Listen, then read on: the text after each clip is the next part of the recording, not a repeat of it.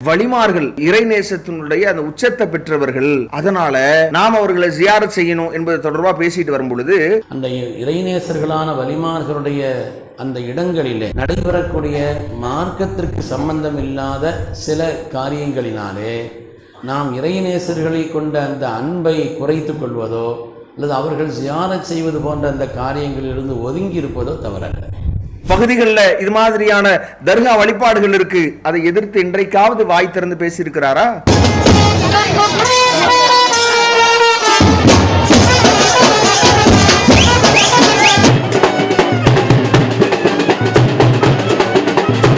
ஆலிம்களுக்கு மட்டும் அப்படின்னு சொல்லி போட்டு அதுல பேசப்பட்ட அந்த விஷயத்தை சொல்றாங்க. நாங்க அந்த சபையில பேசப்பட்ட விஷயம் தொடர்பாக திருச்சி மாவட்ட ஜமாத்துல் உலமா சபையில நாங்கள் விளக்கம் கேட்டிருக்கிறோம். நீங்க பொறுமையா அவங்க விளக்கம் சொல்லுகிற வரைக்கும் காத்திருங்க. இந்த குமரி மாவட்டத்தை சார்ந்தவர்கள் தங்களுடைய அந்த கருத்துக்களை பொதுவெளியில் தெரிவித்திருப்பது என்பது கண்ணியத்தையும் கட்டுப்பாடையும் சீர்குலைக்கிற ஒரு செயல் என்பதை சொல்லிவிட்டு தங்கள் ஆதங்கத்தை நீங்க மாநிலத்துல தான் சொல்லணும், பொதுவெளியில தெரிவிக்க கூடாது.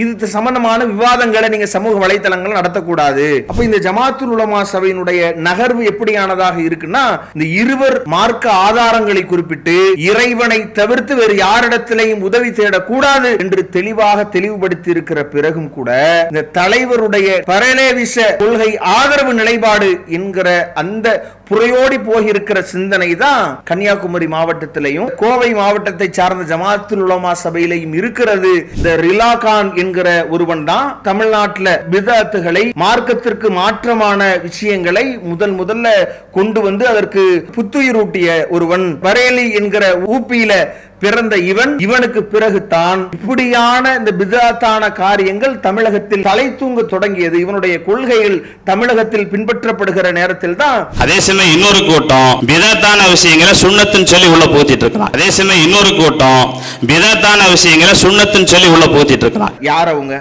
ஏன் அதை தெளிவுபடுத்துவதற்கு உங்களுக்கு ஏன் வலிமை இல்லை? ஏன் மக்கள் மத்தியில தெளிவு அடையாளப்படுத்தாமல் இருக்கிறீர்கள்? அஸ்ஸலாமு அலைக்கும் வரஹ்மத்துல்லாஹி வபரகாத்துஹு. அன்பிற்குரிய சகோதர சகோதரிகளே, தொடர்ச்சியாக திருச்சி மாவட்ட ஜமாத்துல் உலமா சபை சார்பாக நடத்தப்பட்ட கொள்கை விளக்க மாநாடு என்கிற நிகழ்வில் மார்க்கத்திற்கு புறம்பான பல விஷயங்கள் நடந்தேறியது என்பது குறித்து நாம அதுல பேசப்பட்டவைகளுக்கான விளக்கங்களை பார்த்து வருகிறோம். அதன் வரிசையில கொள்கை விளக்க மாநாடு என்று மக்களுக்கு நாங்கள் கொள்கையை அறிவிக்க போகிறோம் என்று சொல்லி கொள்கை விளக்க மாநாடு நடத்திய இவர்கள் தாங்கள் என்ன கொள்கையில் இருக்கிறோம் என்பதிலேயே பல்வேறு விதமான முரண்பாடுகள் இருக்கிறார்கள் என்பதை நாம பார்க்க முடிந்தது. அதை ஒவ்வொன்றாக இன்றைக்கு நாம பார்க்க இருக்கிறோம். அதுல முதலாவது, இந்த கொள்கை விளக்க மாநாட்டினுடைய ஒரு அமர்வில் ஒரு கேள்வி பதில் நிகழ்ச்சி நடக்குது. அதுல தர்கா ஜியாரத் கூடுமா என்கிற கேள்வி கேட்கப்படுது. இது குறித்த அவர் அளித்த பதிலும் அதற்கான மார்க்க நிலைப்பாடு என்ன என்பது குறித்து நாம முதலாவது பாகத்திலேயே பார்த்திருந்தோம். தர்காவுக்கு சென்றால் அங்கு நடக்கிற அந்த அனாச்சாரங்களின் வாயிலாக ஒருவருக்கு மரண சிந்தனை ஏற்படுமா? அதே நீங்கள் குறிப்பிடுகிற ஆதாரபூர்வமான நபி மொழிகள்ல அதையெல்லாம் அல்லாஹ்வுடைய தூதர் கண்டித்து இருக்கிறார்களே, அதை ஏன் நீங்க குறிப்பிடல? நபி அவர்கள் அதை எப்படி கண்டித்து இருக்கிறார்கள்? செய்தி சஹீஹ் முஸ்லிம் இடம்பெறுகிறது. நபி அவர்கள் பொது மையவாடியில் மரணத்தை நினைவு கூர்வதற்காக அங்கு சென்று சந்தித்து வரலாம் என்று நபி அவர்கள் விட்ட அந்த அனுமதியை எப்படி நாம இந்த தர்கா என்கிற இதற்குள் நாம் ஜியாரத் செய்யலாம் என்பதற்கு ஆதாரமாக கொள்ள முடியும்? இங்க அவர் அதுல பேசக்கூடிய அந்த வார்த்தைகளை நாம் பார்க்கும் பொழுது ஜலாலுதீன் அன்வாரி என்பவர் பேசுறார். அல்லாஹ்விடத்தில் தவிர்த்து வேறு யாரிடத்திலையும் உதவி தேடக்கூடாது என்கிற கருத்தை அவர் ஆழமாக முன்வைக்கிறார். ஆனா இன்னைக்கு நடக்கிறது என்னன்னு சொன்னா, அங்கு சென்று அவுலியாக்களிடத்தில், முன்னோர் இடத்தில், நாதாக்கள் இடத்தில் உதவி தேடுறது. அந்த உதவி தேடுறது கூடாது. நம்ம சூரா ஃபாத்திஹா ஓதுறோம், இய்யாக நஅபுது வ இய்யாக நஸ்தஈன், யா அல்லாஹ் உன்னையே வணங்குகிறோம், உன்னிடத்திலே உதவி தேடுகிறோம் அப்படி நீங்க பள்ளியாசல்ல சொல்றோம். பள்ளியாசலுக்கு வெளியே போய் அந்த மாதிரி காரியம் செய்யக்கூடாது. எல்லா மூமின்களும் இதே நிலை தான், எல்லா நேரத்திலும் சரி. பள்ளியாசல் மட்டுமல்ல, எல்லா நேரத்திலும் இய்யாக நஅபுது வ இய்யாக நஸ்தஈன் இந்த நிலை வந்துருச்சுன்னு சொன்னா யாருக்கு எந்த விதமான திகட்டல் வராது. தர்கா ஜியாரத் கூடுமா என்கிற கேள்விக்கு பதிலளிக்கக்கூடிய அவர் அங்கு சென்று என்ன அனாச்சாரங்கள் நடக்குது என்பதை அவர் பட்டியலிடும் பொழுது முன்னோர்களிடத்தில், அவுலியாக்களிடத்தில், நாதாக்களிடத்தில் உதவி தேடுகிறார்கள், அது கூடாது என்று சொல்றார். அதற்கான ஆதாரத்தை அவர் சொல்லி காட்டும் பொழுது சூரத்துல் ஃபாத்திஹாவை நாம் ஓதுறோம். அதுல என்ன வார்த்தையை சொல்லி ஓதுறோம்? இய்யாக நஅபுது வ இய்யாக நஸ்தஈன். இறைவா, உன்னையே நாங்கள் வணங்குகிறோம், உன்னிடத்திலேயே நாங்கள் உதவி தேடுகிறோம் என்று நாம சொல்லிட்டு பள்ளிவாசல்ல இதை சொல்லிவிட்டு பள்ளிவாசலை விட்டு போனதோடு நாம் அதற்கு மாற்றமாக நடந்தால் அப்போ யாருக்கும் அது ஒரு மோசமான ஒரு நிலை. அதை பார்க்கும் பொழுது அதை அவங்களால சகிக்க முடியாது என்கிற மாதிரி அவர் சொல்றார். ஆக சில பேர் ஏன் கூடாதுன்னு சொல்ல வராங்கன்னா, அங்க நடக்கக்கூடிய அனாச்சாரங்களை கண்டு அங்க தவாப் செய்கிறார்கள், அங்க ருக்கு செய்கிறார்கள், சுஜூத் செய்கிறார்கள், இந்த மாதிரி காரியங்கள் நடக்குது. இதை விட்டு தவிர்த்து கொண்டு நஃப்ஸ ஜியாரத், அதாவது வெறும் ஜியாரத் என்பது ஷரியத்தில் இருக்குது, செய்யறதுல எந்த மன தவறு கிடையாது. அது இல்லாம அதுல இருக்கக்கூடிய எண்ணற்ற பல மார்க்கத்திற்கு புறம்பான விஷயங்களை, அந்த ருக்கு செய்கிறார்கள், சஜ்தா செய்கிறார்கள், தவாப் செய்கிறார்கள் என்கிற எண்ணற்ற பல விஷயங்களை கண்டிக்கவும் செய்திருக்கிறார். இப்ப இதுல நாம கவனிக்க வேண்டிய விஷயம் என்ன அப்படின்னா, இறைவன் அல்லாதவர்களிடத்தில் உதவி தேடக்கூடாது. எப்படி அல்லாஹ்வை மட்டும்தான் வணங்க வேண்டுமோ அவனிடத்தில் மட்டும்தான் நாம் உதவியும் தேட வேண்டும் என்கிற கருத்தை அவர் வெளிப்படுத்தி இருக்கிறத இந்த பதில் மூலமாக நாம பார்த்திருந்தோம். இந்த கருத்தை அவர் பதில் அளித்ததோடு அதை பதிலை எடுத்து இன்னொரு முறை அதை மக்களுக்கு விளக்கி காட்டக்கூடிய வேலையை இன்னாமுல் ஹசன் காசிஃபி என்கிற ஒருவர் செய்கிறார். அவரும் அதனுடைய அந்த கருத்தை விளக்கி விட்டு சொல்லக்கூடிய பதியக்கூடிய வார்த்தை என்னன்னா, நம்முடைய தேவைகளை அவர்களிடத்தில் சென்று கேட்கக்கூடாது, அங்கு அடங்கி இருக்கிற தர்காக்களில் இருப்பவர்களிடத்தில் கேட்கக்கூடாது என்கிற கருத்தை அவரும் முன்வைக்கிறார். இறைநேசருடைய மன்னரைக்கு ஜியாரத்துக்கு செல்லலாமா என்ற கேள்விக்கு 3 கோணத்தில் அதில் பதில் சொல்லியிருக்கிறான். நம்பர் 1, ஜியாரத்துக்கு போகலாம், ஜியாரத்துக்கு போகலாம். நம்பர் 2, ஆண்கள் மட்டும் ஜியாரத்து போகணும், பெண்கள் செய்யக்கூடாது, ஜியாரத்து போகக்கூடாது. நம்பர் 3, அங்கே போய் நாம் அவர்களுக்கு சலாம் சொல்லலாம், அவர்களுக்கு அல்லாஹ்விடத்தில் துவா செய்யலாம், நமக்காக வேண்டியும் அல்லாஹ்விடத்தில் துவா செய்யலாம். நம்முடைய தேவைகளை அவங்கள்ட்ட உதவியாக நம்ம கேட்கக்கூடாது, ரப்பிட்ட தான் கேட்கணும் என்று 3 கோணத்தில் பதில் சொல்லியிருக்கிறான். ஆனா இவர்கள் கொண்டிருக்கிற இந்த நிலைப்பாடு என்பது இதுதான் ஜமாத்துல் உலமாவுடைய கொள்கையா என்கிற கேள்வி, சிந்தனை நமக்கு எழணும். ஏன்னா இவர்கள் ஒரு புறத்தில் இந்த இருவருமே ஒரு கருத்தை இறைவன் அல்லாதவர்களிடத்தில் நாம் உதவி தேடக்கூடாது, இறந்தவர்களிடத்தில் நாம் உதவி தேடக்கூடாது என்கிற கருத்தை சொல்லியிருக்க, இன்னொரு புறத்தில் இவர்களுடைய மாநில தலைவராக இருக்கிற அந்த நபர் எப்படியானவராக இருக்கிறார் அப்படின்னு பார்த்தீங்கன்னா, இதெல்லாம் சிறுக்கா, அல்லாஹ்வுடைய ஆற்றல் கொடுக்கப்பட்ட அது சிறுக்கா என்கிற மாதிரியான துணையில் அவர் பேசக்கூடிய அந்த கிளிப்பிங்கை நீங்க பாருங்க. சிறுக்குன்னா என்னங்க? இஸ்பாத்துல் உலூஹிய்யத், அல்லாஹு தஆலாவினுடைய இலாஹாக ஆண்டவனாக ஆகியிருப்பதற்கு தகுதியானவர் என்று ஒருவரை சொல்வது, அல்லது இபாதத்திற்கு தகுதி உள்ளவர் என்று சொல்வதுதான் சிறுக்கு. அல்லாஹு தஆலா கொடுத்த ஆற்றலை கொண்டு மற்ற சாதாரணமான மனிதர்கள் செய்ய முடியாத காரியங்களை அல்லாஹ் கொடுத்த ஆற்றலை கொண்டு நன்மக்கள் செய்கிறார்கள் என்று நம்பினால் அது சிறுக்குன்னு எங்க இருக்குது? அல்லாஹ் வழங்கிய ஆற்றலை கொண்டு நாமெல்லாம் ஈமான் உள்ளவர்கள் அல்லவா? ஏன்னா நமக்கு அடிப்படையான ஒரு நம்பிக்கை, உலகத்துல எந்த பொருளுக்கும் அசல் வலிமை சக்திங்கிறது ஒண்ணுமே கிடையாது. வலா ஹவ்ல வலா குவத்த இல்லா பில்லாஹ். அல்லாஹ் கொடுக்கும் சக்தி. நன்மக்களான அந்த சாலிஹீன்கள் 2 விஷயத்தை நாம நம்புறோம். ஒன்று, அவர்கள் அல்லாஹ்வுடைய அடியார்கள். இன்னொன்று, அல்லாஹ் கொடுத்த ஆற்றலில் இருந்து அந்த நன்மக்கள் என்ன செய்யறாங்க? நல்ல காரியத்தை செய்யறாங்க என்று நம்பும் பொழுது அதுல என்ன வேலை இருக்குது? இப்ப அல்லாஹ் கொடுக்கிறான் என்று சொல்கிறோமே, அல்லாஹ் கொடுத்தான்னு சொல்லிட வேண்டியதானே, ஏன் அவங்களை ஏன் சொல்றீங்க? காரண பொருளை சொல்லலாம் என்றும் குர்ஆனில் இருக்கிறது. இதுல அவர் சொல்லக்கூடிய அந்த விஷயம் என்ன அப்படின்னா, இவங்க செய்வது என்பது அல்லாஹ்வின் ஆற்றலால் அவர்கள் செய்கிறார்கள், அல்லாஹ் அவர்களுக்கு கொடுக்கிற சக்தி அது, இவங்க அல்லாஹ்வுடைய அடியார்கள் என்கிற போது அல்லாஹ் அவர்களுக்கு கொடுக்கிற ஆற்றலை நாம் எப்படி, இதுல ஷிர்க் எங்க இருக்கு என்கிற ஒரு கேள்வியை எழுப்பி அதற்கு சில உதாரணங்களை சொல்றாராம். என்ன உதாரணம்? குர்ஆன் ஷரீஃபில் அல்லாஹ் தஆலா ஒரு இடத்துல சொல்றான், அல்லாஹு யதவஃபல் அன்ஃபுஸ, உங்களுடைய உயிர்களை எல்லாம் அல்லாஹ் தான் உங்களை மரணமாக்குகிறான் அப்படின்னு சொல்றான். இன்னொரு இடத்துல சொல்றான், குல் யதவஃபாக்கும் மலக்குல் மௌத் அல்லதி யுக்கில பிக்கும், உங்களுக்கு என்று சாட்டப்பட்ட மலக்குல் மௌத் மௌத்தாக்குறார். யார் மௌத்தாக்குறா? அல்லாஹ்வா மலக்குல் மௌத்தா? அல்லாஹ்வே குர்ஆன்ல ஒரு இடத்துல அல்லாஹ் மௌத்தாக்குறாங்கறான். இன்னொரு இடத்துல அல்லாஹ்வே சொல்கிறான் உங்களை மலக்குள் மௌத் மூத்தாக்குறாருங்கிறான். யார் மூத்தாக்குறது? யாரு? காரண பொருளை அசல் சக்திக்குரியவனாக ரப்பு சுப்ஹானஹு வ தஆலா இருக்கிறான். அதற்கு காரணமான பொருளை சுட்டிக்காட்டி சொல்வது என்பது மார்க்கத்தில் தவறல்ல என்பதை பெருமக்கள் இந்த ஆயத்தை வைத்து நமக்கு விளக்குறார். அல்லாஹ் மரணத்தை ஏற்படுத்துவதாக ஒரு இடத்துல சொல்றான், மலக்குல் மௌத் ஒரு இடத்துல மரணத்தை ஏற்படுத்துவதாக சொல்லப்படுது. அப்ப இரண்டு சொல்வதனால் அல்லாஹ்வுடைய ஆற்றல் இவர்களோடு சேர்த்து சொல்லப்படுவதனால இறைவன் இங்க பிழையா சொல்லிட்டானா? அப்படி இல்லை.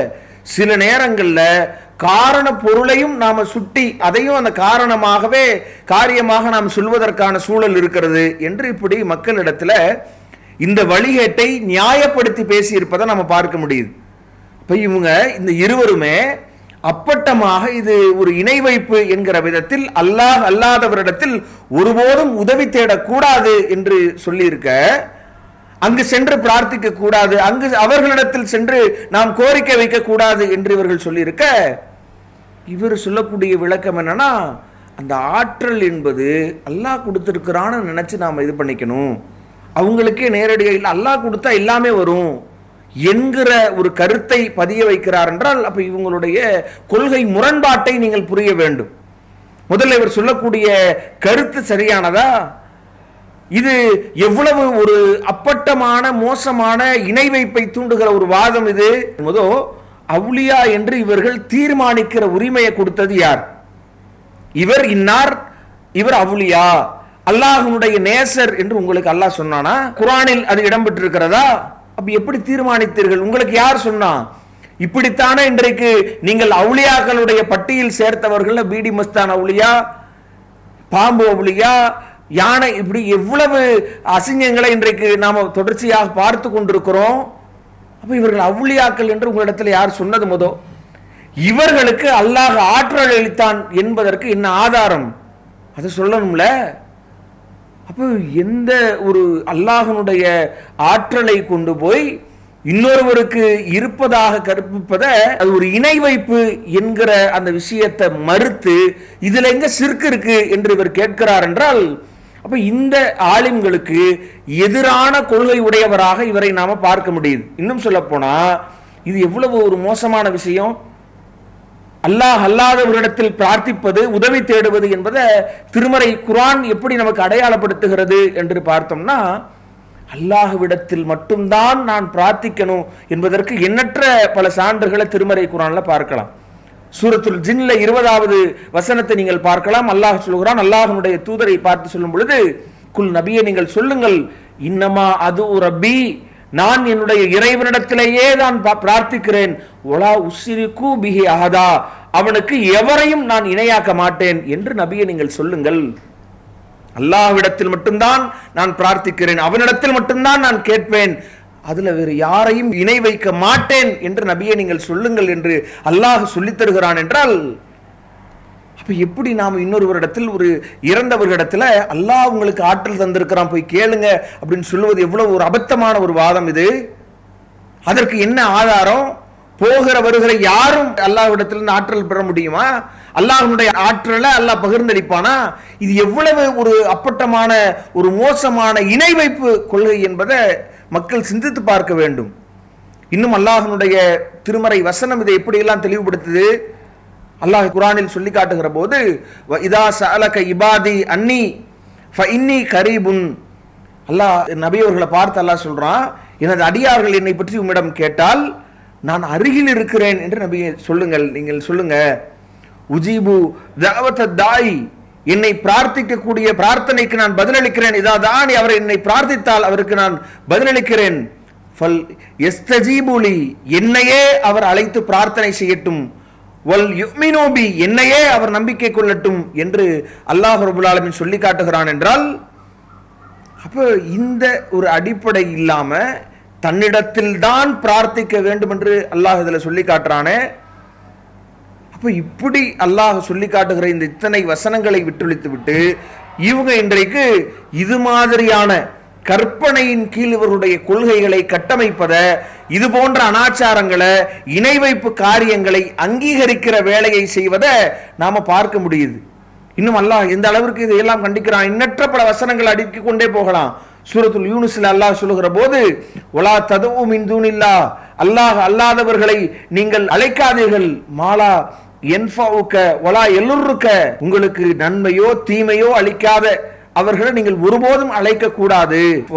இன் ஃபஅல்த, நீங்கள் அவ்வாறு செய்தால் ஃபஇன்னக இதம் மினல் லாலிமீன், நீர் அநியாயக்காரர்களில் ஒருவராக ஆகிவிடுவீர். அல்லாஹ் எவ்வளவு தெளிவா சொல்றான். வலா ததுஉ மின் தூனில்லாஹி, அல்லாஹ் அல்லாதவர்களை நீங்கள் அழைத்து பிரார்த்திக்க வேண்டாம். மாலா யன்ஃபஉக வலா யலுர்ருக, உங்களுக்கு நன்மையோ தீமையோ தராத அல்லாஹ் அல்லாதவர்களை நீங்கள் அழைத்து பிரார்த்திக்க வேண்டாம். ஃபஇன் ஃபஅல்த, நீர் அப்படி செய்தால் ஃபஇன்னக இதம் மினல் லாலிமீன், நீங்கள் அநியாயக்காரர்களில் ஒருவராக ஆகிவிடுவீர்கள் என்று. அல்லாஹ் அல்லாதவங்க பயனளிக்க முடியாது, உங்களுக்கு தீங்களிக்க முடியாது, எந்த பலனையோ எந்த லாபத்தையோ உங்களுக்கு அளிக்க முடியாது, அவர்களிடத்தில் பிரார்த்திக்க கூடாது, பிரார்த்தித்தால் நீங்கள் அநியாயக்காரர்களாக ஆகிவிடுவீர்கள் என்று இறைவன் எச்சரிக்கை செய்கிற போது இந்த இணை வைப்பு காரியத்தை எவ்வளவு துணிந்து நியாயப்படுத்துறாங்க. எந்த ஆதாரமும் இருக்காது, எந்த அடிப்படையும் இருக்காது. அல்லாஹ் இவர்களாக யாருக்கு கபரை கட்டி வைத்துக் கொண்டு யார இவர்கள் மகான் என்று சொல்லுகிறார்களோ, யாரை இவர்கள் அவுளியாக்கள் என்று சொல்லுகிறார்களோ, அல்ல இது எப்படி நீங்க அவுளியான்னு தேர்ந்தெடுத்தீங்க? அல்லாஹ்வுடைய தூதர் இந்த உரிமையை கொடுத்திருக்கிறாங்களா? ஒருவர் குறித்து அன்னை ஆயிஷா ரலியல்லாஹு அன்ஹா அவர்கள் ஒரு சிறுவர், ஒரு சின்ன குழந்தை குறித்து சொல்லி காட்டுகிற போது, இது சொர்க்கத்தின் சிட்டுக்குருவி என்கிற போது அவர்கள் அப்படி சொல்லக்கூடாது என்று நபி அவர்கள் வழிகாட்டி இருக்க, நீங்க யாரோ ஒருவரை இவர் அல்லாஹ்வுடைய நேசர் என்று ஒருவரை நீங்கள் எப்படி சொல்ல முடியும்? அதுவும் இல்லாம அல்லாஹ்வுடைய ஆற்றலினால் இவர் இப்படி செய்கிறார், அல்லாஹ்வுடைய ஆற்றலினால் இவர் இந்த மாதிரி நமக்கு பதிலளிப்பார், அல்லாஹ்வுடைய ஆற்றலினால் இவருக்கு செவியேற்பார் என்று சொல்வதா இருந்தா ஆதாரம் இருக்கணும்ல. ஆதாரம் இல்லாம அல்லாஹ்வுடைய ஆற்றல் இறந்தவருக்கு இருப்பதாக நினைப்பது எவ்வளவு பெரிய அநியாயம்! அது திருமறை குர்ஆன் இதை மன்னிக்க முடியாத பெருங்குற்றமாக அறிவிக்கிறது. இன்னல்லாஹ லா யக்ஃபிரு அன் யுஷ்ரக பிஹி, அல்லாஹ் தனக்கு இணை கற்பிப்பதை ஒருபோதும் மன்னிக்க மாட்டான். வ யக்ஃபிரு மா தூன தாலிக் லிமன் யஷா, அல்லாஹ் நாடியவர்களுக்கு இதை தவிர்த்த வேறு பாவங்களை மன்னிப்பானே ஒழிய இதை அல்லாஹ் மன்னிக்க மாட்டான் என்று சொல்லி இருக்கிற ஜமாத்துல் உலமா. அப்ப இவங்க ஒரு புறத்தில் அல்லாஹ் அல்லாதவரிடத்தில் உதவி தேடக்கூடாது என்று முன்வைக்கிறார்கள். இங்க ஜமாத்துல் உலமா சபையினுடைய தலைவருடைய கருத்து என்ன அப்படின்னா, அழைத்து பிரார்த்தனை செய்யலாம், அல்லாஹ் அவர்களுக்கு ஆற்றல், அந்த ஆற்றலை அல்லாஹ் மூலமாக அவர்கள் செய்கிறார்கள், அல்லாஹ்வினுடைய ஆற்றலினால் செய்கிறார்கள் என்று விளங்கிக் கொள்ள வேண்டும். இதுல எங்க சிர்க் வந்திருக்கு அப்படின்னு கேட்கிறாருன்னா, இன்னும் சொல்ல போனா அபூபக்கர் என்கிற ஒருவர் அந்த சிர்க் குஃப்ர் என்கிற தலைப்புல பேசுகிற போதே அவர் தெளிவா அதனுடைய இறுதியில சொல்லக்கூடிய நேரத்தில் அதுல நிறைய உளப்பல் இருக்கு, அது வேற விஷயம். ஆனால் அதுல இவர் ஷிர்க்குக்கான அந்த வரைவிலக்கணத்தை சொல்கிறார். அல்லாஹ்வின் ஆற்றல்கள் ஒன்று மற்றவர்களுக்கு இருப்பதாக கருதுவதுதான் ஷிர்க் என்பதை தெளிவுபடுத்துறாரு. அல்லாஹ்வுக்கு கொடுக்க வேண்டிய தன்மைகளை நாம் மக்லூக்குகளுக்கு கொடுப்பதுதான் ஷிர்க். அல்லாஹ்வின் தன்மைகளை மக்லூக்குகளுக்கு ஒரு சிஃபாத்தை அதே தரஜாவுடன் சொந்தமாக்கினால் அது ஷிர்க். என்னால் முடியும், நான் செய்து காட்டுவேன், நான் செய்வேன் என்றெல்லாம் சர்வசாதாரணமாக அல்லாஹ்வுக்கு பயன்படுத்துகிற அந்த சிஃபாத்துகளை நாம் முழுமையாக எடுத்துக்கொள்கிறோம். ஷிர்க் என்பது இதுதான். அல்லாஹ்வினுடைய தாத்து, சிஃபாத்து, அஃஆலு, ஆசாரு, இந்த 4 விஷயங்களில் அல்லாஹ்வுக்கு கொடுக்க வேண்டிய தன்மைகளை நாம் மக்லூக்குகளுக்கு கொடுப்பதுதான் ஷிர்க். குறிப்பாக அல்லாஹ்வின் தன்மைகளை மக்லூக்குகளுக்கு ஒரு சிஃபாத்தை அதே தரஜாவுடன் சொந்தமாக்கினால் அது ஷிர்க். அழைத்து பிரார்த்திப்பது, உதவி தேடுவது என்பது அல்லாஹ்விடத்தில் தான் உதவி தேடப்பட வேண்டும், அல்லாஹ்வைத்தான் நாம் அழைத்து பிரார்த்திக்க வேண்டும் என்று இறைவன் திருமறை குர்ஆன்ல தெளிவாக சொல்லி இருக்க, நபி அவர்களுக்கு கட்டளையிட்டு இருக்க, நாம் அப்படித்தான் கேட்க வேண்டும் என்று வழிகாட்டி இருக்க, அல்லாஹ்விடத்தில் கேட்க வேண்டிய நாம் மற்றவர்களிடத்தில் கேட்கிறோம் என்றால் இது இணை வைப்பு இல்லையா? அப்போ இவங்க சொல்லக்கூடிய கருத்துக்கு இவர்களுடைய தலைவர் முழுவதுமாக முரணானவர் என்பதை நாம இங்கு சிந்திக்க கடமைப்பட்டிருக்கிறோம். அதுவும் இல்லாமல் இவர் இதுல எவ்வளவு பல்ட்டி அடிக்கிறார் என்பதை நீங்க பார்த்தீங்கன்னா அவருடைய பேச்சுக்களை நீங்க பார்க்கலாம். அதுல இந்த குறிப்பிட்ட ஒரு வீடியோவை நீங்க பார்க்கலாம். அதுல இவர் பேசக்கூடிய விஷயம் என்ன அப்படின்னா, வலிமார்கள் அவங்க இறைநேசத்தினுடைய அந்த உச்சத்தை பெற்றவர்கள், அதனால நாம் அவர்களை ஜியாரத் செய்யணும் என்பது தொடர்பாக பேசிட்டு வரும் பொழுது, அந்த இறைநேசர்களான வலிமார்களுடைய அந்த இடங்களிலே நடைபெறக்கூடிய மார்க்கத்திற்கு சம்பந்தம் இல்லாத சில காரியங்களினாலே நாம் இறைநேசர்களை கொண்ட அந்த அன்பை குறைத்து கொள்வதோ அல்லது அவர்கள் ஜியாரத் செய்வது போன்ற அந்த காரியங்களிலிருந்து ஒதுங்கி இருப்பதோ தவறல்ல. அந்த இடங்களில் சில மார்க்கத்திற்கு சம்பந்தம் இல்லாத சில காரியங்கள் நடக்கிறது. அப்படி நடக்கின்ற காரணத்தினாலே இறை நேசர்கள் மீது நாம் கொள்ள வேண்டிய அந்த அன்பையோ அல்லது அதுபோல் உள்ள நன்மக்களை ஜியாரத் செய்வது விஷயத்திலேயோ நாம் அலட்சியமாக இருந்து விடக்கூடாது. அந்த இடங்கள்ல நடைபெறக்கூடிய மார்க்கத்திற்கு சம்பந்தமில்லாத சில காரியங்களால நாம அந்த இறை நேசர்கள் மீது இருக்கிற அன்பை குறைச்சிடக்கூடாது, அவர்களை போய் ஜியாரத் செய்வதை விட்டுறக்கூடாது. அந்த இடங்கள்ல மார்க்கத்துக்கு சம்பந்தமில்லாத காரியங்கள் நடக்கலாம், நடக்கும். இவர் சொல்லக்கூடிய வார்த்தையை பாருங்க, அங்க மார்க்கத்துக்கு சம்பந்தமில்லாத காரியங்கள் நடக்குது, நடக்கலாம், நடக்கும் என்று சொல்லி, ஆனாலும் நீங்க போங்க, அங்கு சொல்லப்பட்டிருக்கிற ஒரு ஜியாரத்தை விடக்கூடாது என்பதனால் போங்க என்று சொல்லக்கூடிய இவர் அங்கு நடக்கக்கூடிய இந்த அயோக்கியத்தனங்களை, அங்கு நடக்கக்கூடிய அநியாயங்களை கண்டிக்கணும், அது தடுக்கப்பட வேண்டும் என்பதை சொல்லியிருக்கிறாரா? வாய் திறந்திருக்கிறாரா? ஒரு புறத்தில் அங்கு தவறு நடக்கும் என்று சொல்லி அந்த இடத்திலேயே போய் நின்று கையேந்தி நிற்கிற வீடியோவை நீங்க பாருங்க. المرسلين صلوات الله وسلامه عليهم اجمعين. آمين. الى ارواح ال بيت رسول الله صلى الله عليه وسلم. آمين. الى ارواح الانبياء والاولياء والعلماء والشهداء والصلحاء والمفسرين والمفقهين والمحدثين وسائر الكتب المصنفين والشارحين. آمين. الائمه المجتهدين الائمه الاربعه يا رب العالمين. آمين. الى حضره سيدنا وشيخنا وشيخ அதுல அந்த தர்கா இருக்கிறது, அங்கு நின்று கையேந்தி பிரார்த்தனை செய்கிறார்கள் என்றால் அப்ப இதுதான் ஜமாத்துல் உலமாவுடைய நிலை. ஏன் அவர்கள் ஒரு புறம் சொல்லுவதற்கு மற்றவர்கள் எதிர்ப்பு தெரிவித்த போதும் கூட இவர்கள் வாய் திறக்காமல் இருக்கிறார்கள் என்றால் தலைவரை இப்படித்தான். இவர்கள் சொல்லுகிற கருத்துக்கு எதிர்கருத்து கொண்டிருக்கிறவர், இது போன்ற அனாச்சாரங்களை அங்கீகரிக்கக்கூடிய ஒருவர் அங்கே சென்று, இவர் இருக்கிற அங்கு மேலப்பாளையத்தில் இருக்கிற பெரிய குத்பா பள்ளிவாசலை சுற்றி இது மாதிரி எவ்வளவோ அந்த பகுதிகளில் இது மாதிரியான தர்கா வழிபாடுகள் இருக்கு, அதை எதிர்த்து இன்றைக்காவது வாய் திறந்து பேசியிருக்கிறாரா?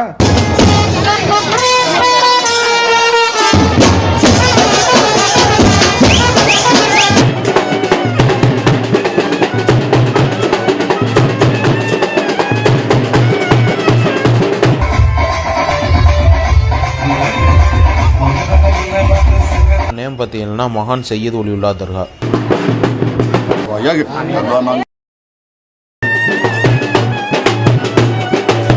அதுல ஜியாரத் என்பது அது தடுக்கப்படக்கூடாது என்கிற விஷயத்திற்கு இவர் கொந்தளித்து பேசக்கூடிய இவர், அங்கு நடக்கலாம், நடக்கும் என்று சொல்லக்கூடிய இவர் அந்த நடக்கிற விஷயங்களை கண்மூடி ஆதரிக்கிறார் என்றார். இவர் யார் என்பதை நாம அடையாளம் காண வேண்டும் என்பதை நாம சொல்லிக் கொள்கிறோம். இதுல வேதனைக்குரிய ஒரு விஷயம் என்ன அப்படின்னு சொன்னா, இந்த பரலேவிச கொள்கையை கொண்டிருக்கிற ஒரு அடிப்படையாக கொண்டிருக்கிறவர்கள தான் இது போன்ற இந்த சிந்தனையாளர்கள் தான் இந்த ஜமாத்துல் உலமாவை ஆக்கிரமித்திருக்கிறார்கள் என்பதற்கு இவரே ஒரு தலைவரே ஒரு முன்னுதாரணமாக நாம பார்க்கிறோம். இவர் இப்படியெல்லாம் ஒரு கருத்தை வைத்திருக்கிற போது இந்த தலைவருடைய கருத்திற்கு மாற்றமாகவே இந்த இருவரும், இந்த கபர் ஜியாரத் சம்பந்தமாக பேசக்கூடிய இருவருமே அவர்கள் பேச தொடங்குறாங்க. அவங்க அதில் தங்களுடைய கருத்துக்களை பதிய வைக்கிறார்கள் என்கிற போது இதற்கு வரிந்து கட்டிக்கொண்டு மற்ற மாவட்ட ஜமாத்துல் உலமா சபையெல்லாம் இதை கண்டித்து அறிக்கை வெளியிடுறாங்க. அதுல கன்னியாகுமரி மாவட்ட ஜமாத்துல் உலமா சபை சார்பாக முதல்ல ஒரு கண்டன அறிக்கை அதை லெட்டர் பேட்ல பதிவு செய்து பரப்புறாங்க. சுன்ன ஜமாத் கொள்கைக்கு இது முற்றிலும் எதிரான பதில். சுன்ன ஜமாத் கொள்கை விளக்க மாநாடு என்ற பெயர்ல கொள்கையை, சுன்ன ஜமாத் கொள்கையை குழி தோண்டி புதைக்கிற ஒரு கருத்தை பதிவு செய்திருக்கிறார்கள். இது எங்களுக்கு அதிர்ச்சி அளிக்கிறது, வேதனை அளிக்கிறது, இதை நாங்கள் கண்டிக்கிறோம் என்று கன்னியாகுமரி மாவட்ட ஜமாத்துல் உலமா சபை ஒரு புறம் அறிவிக்கிறது.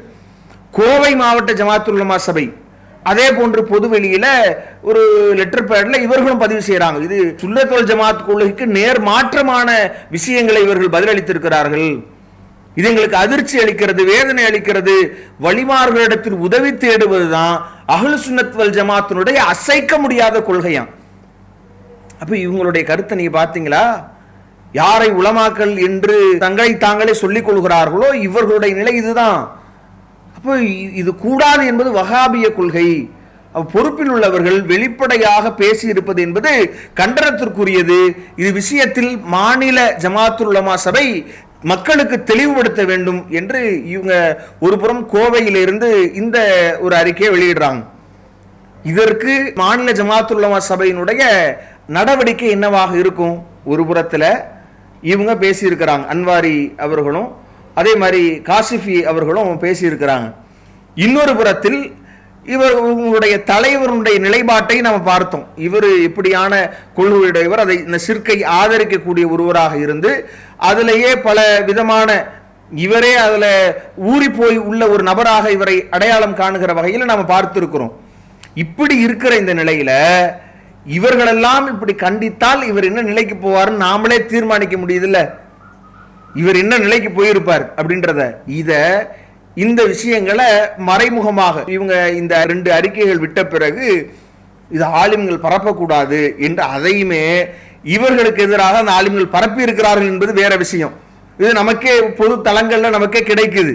இதை பரப்ப வேண்டாம், மாநில ஜமாத்துல் உலமா சபையினுடைய அறிவிப்பு இது ஆலிம்களுக்கு மட்டும் அப்படின்னு சொல்லி போட்டு அதுல பேசப்பட்ட அந்த விஷயத்தை சொல்றாங்க. நாங்க அந்த சபையில பேசப்பட்ட விஷயம் தொடர்பாக திருச்சி மாவட்ட ஜமாத்துல் உலமா சபையில நாங்கள் விளக்கம் கேட்டிருக்கிறோம். ஆனா விளக்கம் கேட்டிருக்கிறோம், நீங்க பொறுமையா அவங்க விளக்கம் சொல்லுகிற வரைக்கும் காத்திருங்க. நீங்க கோவை இந்த குமரி மாவட்டத்தை சார்ந்தவர்கள் தன்னுடைய அந்த கருத்துக்களை பொதுவெளியில் தெரிவித்திருப்பது என்பது கண்ணியத்தையும் கட்டுப்பாடையும் சீர்குலைக்கிற ஒரு செயல் என்பதை சொல்லிவிட்டு தங்கள் ஆதங்கத்தை நீங்க மாநிலத்துல தான் சொல்லணும், பொதுவெளியில தெரிவிக்க கூடாது. இது சம்பந்தமான விவாதங்களை நீங்க சமூக வலைத்தளங்கள் நடத்தக்கூடாது, பேசிக்கொள்ளக்கூடாது என்பது போன்ற ஒரு அறிக்கை பரப்பக்கூடாதுன்னு அவங்க போட்டிருந்தாலும் கூட இதை அவர்களை சார்ந்தவர்களே பரப்பி இருக்கிறார்கள் என்பது தனி விஷயம்.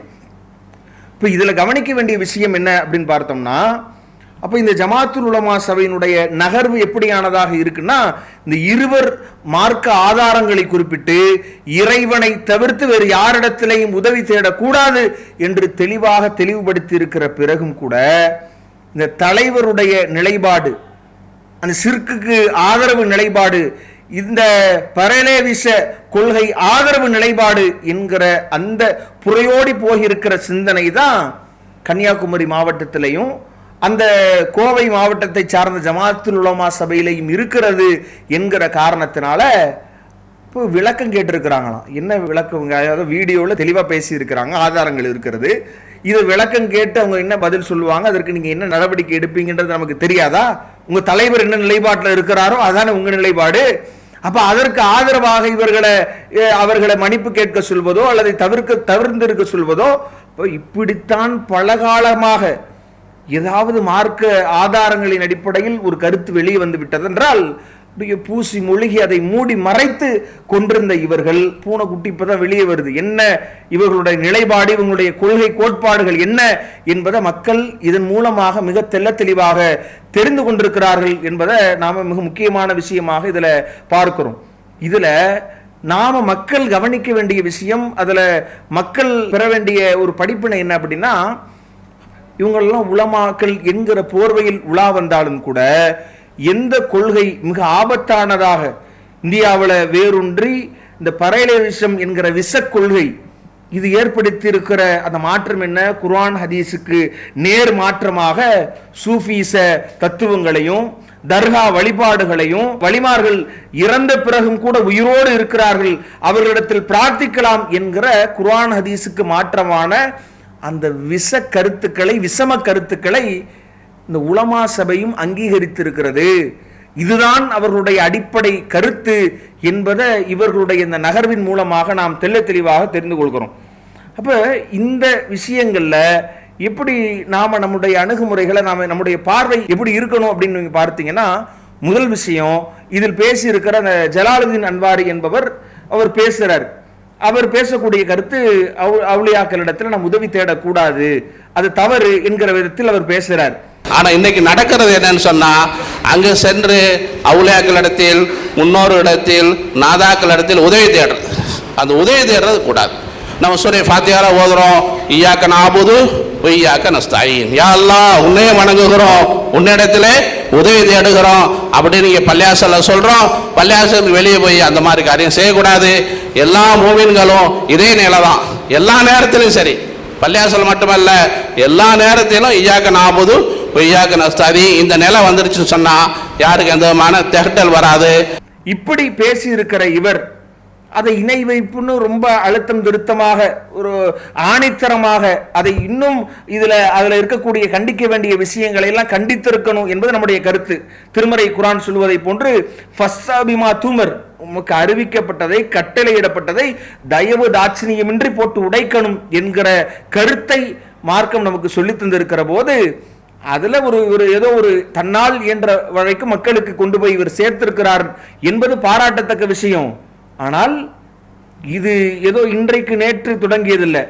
பல அன்வாரிகள், இன்னும் சொல்ல போனா இவருக்கெல்லாம் முன்னாடியே திருச்சி ஜாமியா அன்வாருல் உலூம்ல படித்த இவர், அதுல பணியாற்றுகிற இவருக்கு முன்னாடியே முதல்வர் உபைதுல்லா ஹஜரத் என்று சொல்லப்படக்கூடிய நபர் இன்னும் தெளிவாக வலியுல்லானா அவர்களுக்கு இது போன்ற இறை ஆற்றல்கள் எல்லாம் இல்லை, அவர்களிடத்தில் உதவி தேடுவது குறித்து எப்படி நீங்க முதல் தீர்மானிக்க முடியும்? அவர்கள் அல்லாஹ்வினுடைய நேசர்கள், இறை நேசர்கள் என்று எப்படி தீர்மானிக்க முடியும் என்பது போன்ற பலமான அழகான சிந்திக்கக்கூடிய கருத்துக்களை இவர் பேசியிருக்கிறார் என்பதெல்லாம் நம்ம பார்க்கிறோம்.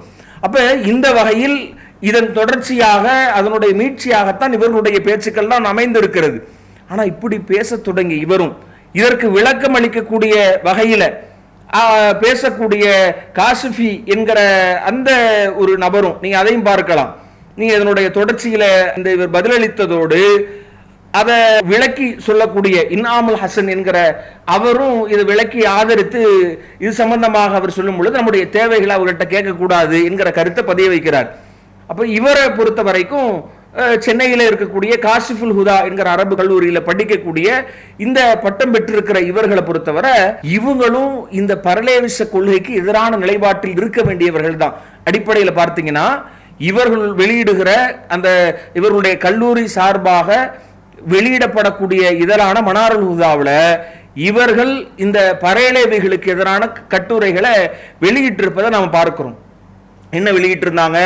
இந்த ரிலாகான் என்கிற ஒருவன் தான், இவன் தான் தமிழ்நாட்டில் இது போன்ற பிதஅத்துகளை, மார்க்கத்திற்கு மாற்றமான விஷயங்களை முதல்ல கொண்டு வந்து அதற்கு புத்துயிரூட்டிய ஒருவன். பரேலி என்கிற ஊரில் ஊப்பியில பிறந்த இவனுக்கு பிறகுதான் இப்படியான இந்த பிதஅத்தான காரியங்கள் தமிழகத்தில் தலை தூங்க தொடங்கியது. இவனுடைய கொள்கைகள் தமிழகத்தில் பின்பற்றப்படுகிற நேரத்தில் தான் இது போன்ற அனாச்சாரங்கள், மார்க்க காரியம், இதில் நன்மை கிடைக்கும் என்று ஒளிந்து மறைந்து செய்து கொண்டிருந்த பிதஅத்தான காரியங்களுக்கு உயிரூட்டியவனே இவன்தான் என்ற விமர்சனங்களை எழுதிய அந்த கொள்கையை சார்ந்திருக்க வேண்டிய ஒருவர் இதுல மூடலாக பதில் சொல்லியிருக்கிறார். இப்ப இவ்வளவு பேரால் கண்டிக்கப்பட்டிருக்கிறார் என்றால் அப்போ நாம இதுல கவனிக்க வேண்டிய விஷயம் என்னன்னா, இத்தகையவர்கள் இன்னும் தெளிவாக மார்க்கத்தை, சத்தியத்தை அதன் தூய வடிவில் தனக்கு எது மார்க்கம் என்று திருமறை குர்ஆன் சொல்கிறதோ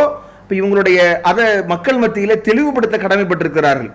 7 ஆண்டுகள் ஓதி இருக்கிறார்கள், 10 ஆண்டுகள் ஓதி இருக்கிறார்கள், அதுல பெரிய அளவிற்கு குர்ஆன் ஹதீஸ் வசனங்களை ஹதீஸை படித்திருக்கிறார்கள் என்று தங்களை அடையாளப்படுத்திக் கொள்ளக்கூடியவர்கள். அப்ப உங்களுடைய பின்புலமும் ஏதோ வகையில இந்த பரேலேவி கொள்கைக்கு எதிரானது என்கிற போது அதை எதிர்த்து உங்களுடைய அந்த நடவடிக்கை, உங்களுடைய பேச்சுக்கள் ஆணித்தரமாக அமைந்திருக்கணும்ல. இதை பகிரங்கமா இதை தெளிவாக மக்கள் மத்தியில சொல்வதற்கு ஏன் பயப்படுறாங்க? வஹாபிகள் என்கிற முத்திரை குத்தப்படும்.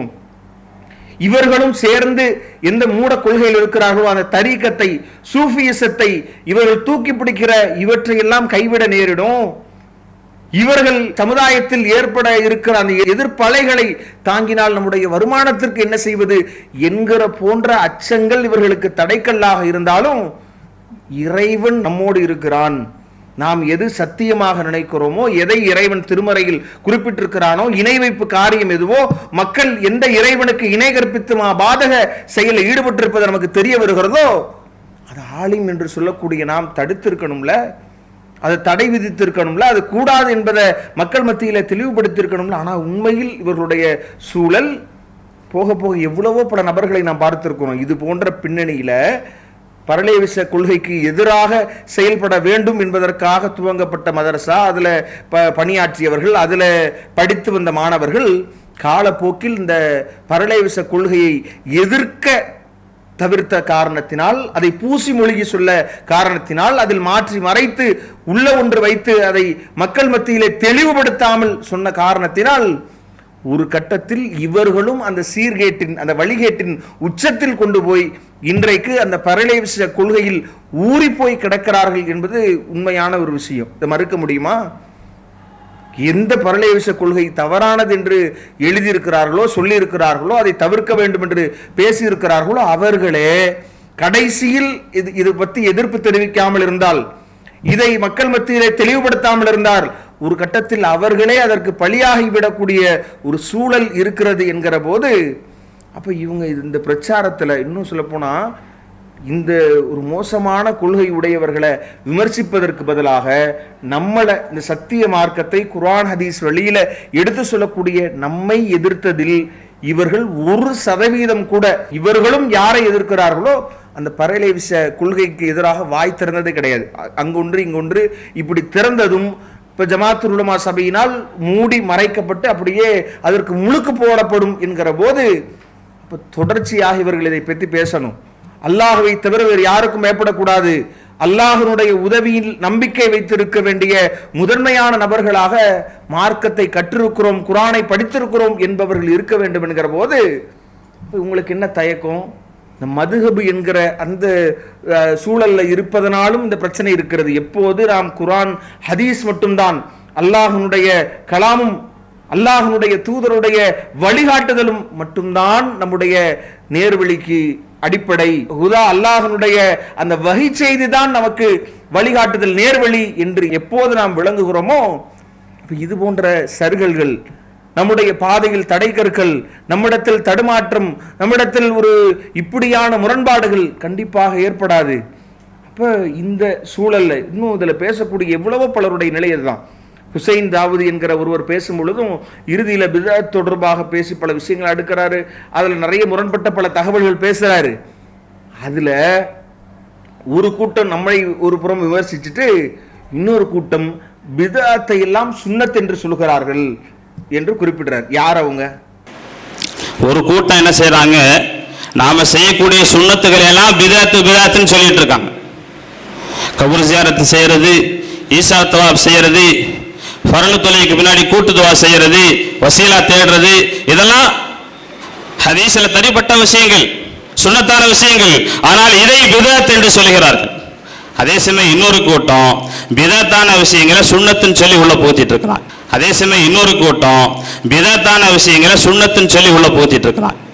ரெண்டுக்கு நடுவுல மக்கள் குழம்பி இருக்கிறாங்க, எது சுன்னத்து எது பிதத்துன்னு தெரியல. யார் அவங்க? ஏன் அதை தெளிவுபடுத்துவதற்கு உங்களுக்கு ஏன் வலிமை இல்லை? ஏன் மக்கள் மத்தியில தெளிவு அடையாளப்படுத்தாமல் இருக்கிறீர்கள் அப்படின்ற கேள்விக்கு நீங்கள் அல்லாஹ்வை பயந்து இது போன்ற உங்களுடைய பிரச்சாரத்தில் பூசி முழுகுதல் இருக்கிற காலமெல்லாம் வழிகேட்டை வழிகேடாக மக்கள் மத்தியில் கொண்டு போய் சேர்க்க முடியாது, அந்த அனாச்சாரங்களை ஒருபோதும் தடுத்து நிறுத்த முடியாது என்பதை கவனத்தில் கொண்டு இன்றைக்கு இந்த கொள்கை ஏதோ அங்கொன்று இங்கொன்று இன்றைக்கு தௌஹீதினுடைய பிரச்சாரத்தின் காரணத்தினால் அது ஒளிவு மறைந்து ஒரு ஓரம் கட்டப்பட்டாலும் கூட இன்றைக்கும் இது போன்ற இந்த பரலேவிச கொள்கை உடைய கொள்கைவாதி அவர்கள் சுன்னத்துல் ஜமாத் என்கிற போர்வையில இருக்கிறாங்க. இதுதான் கவனிக்க வேண்டிய விஷயம். இப்ப இந்த உலமா சபையிலையும் இப்படி இந்த கருத்தை கொண்டிருக்கிற நபர்கள் இருக்கிற மாதிரி தாங்கள் தான் சுன்னத்துல் ஜமாத் என்று தங்களை அடையாளப்படுத்தி கொண்டு இந்த பரலேவிச கொள்கையை சார்ந்திருக்கிற எவ்வளவோ பேர் பேசிக் கொண்டிருக்கிற போது இதுதான் சரியான கொள்கை என்று நீங்கள் தெளிவுபடுத்துகிற வரை அவர்களின் பக்கமும் மக்கள் சேர்ந்து இணை கற்பிப்பில் அவர்கள் தங்களுடைய மறுமை வாழ்க்கையை துளைத்து விடுகிற சூழல் ஏற்படும் என்பதை கவனத்தில் கொண்டு உள்ளதை உள்ளபடி எந்த தடைகள் வந்தாலும் மார்க்கம் எதை சொல்கிறதோ குர்ஆன் ஹதீஸ் என்கிற ஒரு குடையின் கீழ் வந்தாலே ஒழிய இது போன்ற விஷயங்கள்ல முரண்பட்டு பேசத்தான் செய்வோம். இப்படியான பல தடுமாற்றங்கள் வரத்தான் செய்யும், இப்படியான கொள்கை பிறழல் வரத்தான் செய்யும். அதையெல்லாம் நாம் அஞ்சி அது விஷயமாக திருமறை குர்ஆனையும் ஹதீஸை மட்டும் பின்பற்றுவோம் என்கிற ஒரு முடிவுக்கும், அதே போல இது போன்ற விஷயங்களை மக்கள் மத்தியிலே தயவதாட்சியமின்றி யார் என்று அவர்களை குறிப்பிட்டு பேசுகிற அந்த மனோபக்குவம், அந்த சூழலையும் திருமறை குர்ஆனுடைய வழிகாட்டுதலின்படி உருவாக்கி கொள்ள வேண்டும் என்கிற ஒரு விஷயத்தை நாம் சொல்லிக்கொண்டு, மக்களும் இவர்கள் விஷயத்தில் தெளிவான, இவர்களுடைய கொள்கை விஷயத்தில் இப்படியான ஆபத்தானவர்கள் என்பதை புரிந்து நாம் நம்முடைய அமல்களை அல்லாஹும் உன்னுடைய தூதரும் காட்டி தந்த வகையில் அமைத்துக் கொள்ள வேண்டும் என்பதை கூறி நிறைவு செய்கிறேன். வாஹிர் தவானா அல்ஹம்துலில்லாஹி ரப்பில் ஆலமீன். அஸ்ஸலாமு அலைக்கும் வரஹ்மத்துல்லாஹி வபரகாத்துஹு. இஸ்லாம் மற்றும் சமுதாய செய்திகளை அறிந்து கொள்ள தமிழ்நாடு தௌஹீத் ஜமாஅத் யூடியூப் பக்கத்தை உடனடியாக சப்ஸ்கிரைப் செய்து கொள்ளுங்கள். மேலும் பெல் பட்டனையும் கிளிக் செய்து கொள்ளுங்கள்.